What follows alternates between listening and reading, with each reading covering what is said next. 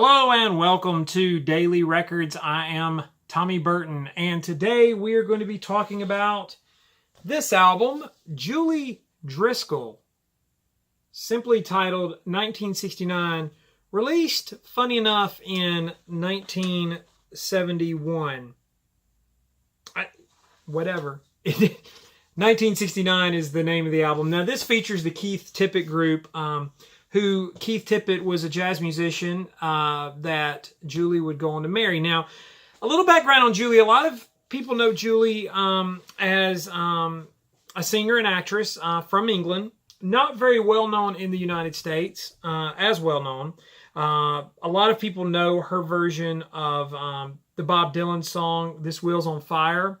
And Donovan Season of the Witch, which was a big recording because she was with Brian Auger and the Trinity, who was a little bit more, maybe a little more successful. And so Julie was the voice in that group. I found out about Julie from watching the television special 33 1/3 Revolutions per Monkey, where Brian Auger and the Trinity are featured, and Julie sings an amazing soulful duet with Mickey Dolenz of "I'm a Believer," which was really cool.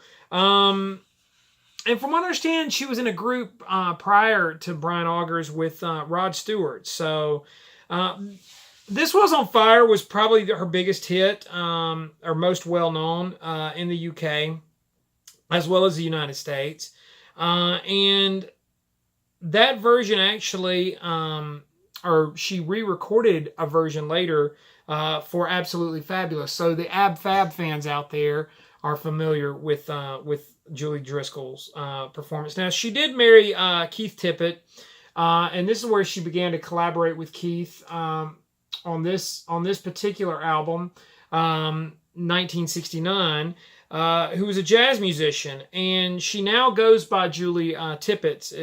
She goes by her married name, and she recorded with them for quite a while throughout the 70s, and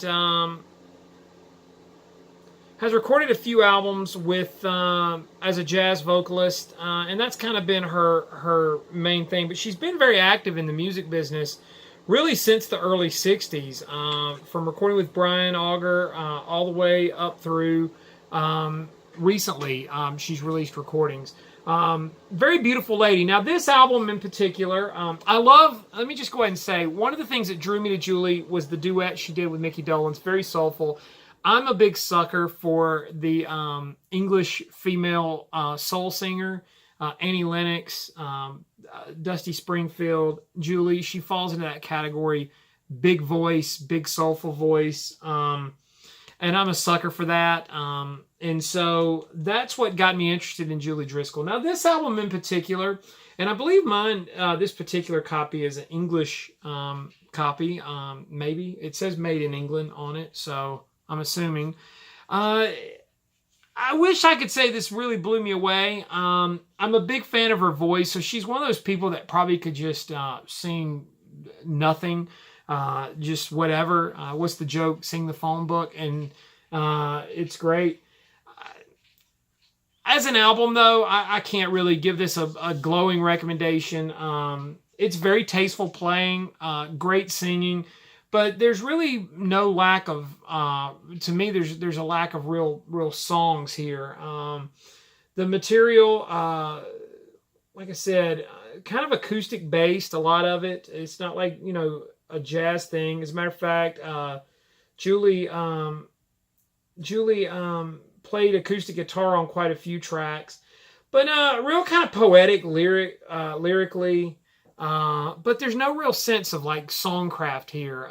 So where Julie made up her talent for her voice, which is incredible, I wouldn't say she was really great at particularly songwriting. So it's a lot of like hippy dippy poetry set to this sort of flowing jazzy acoustic music, and no real hooks to really grab you. So I wish I could say, boy, this is a brilliant record, or that you should not do without it.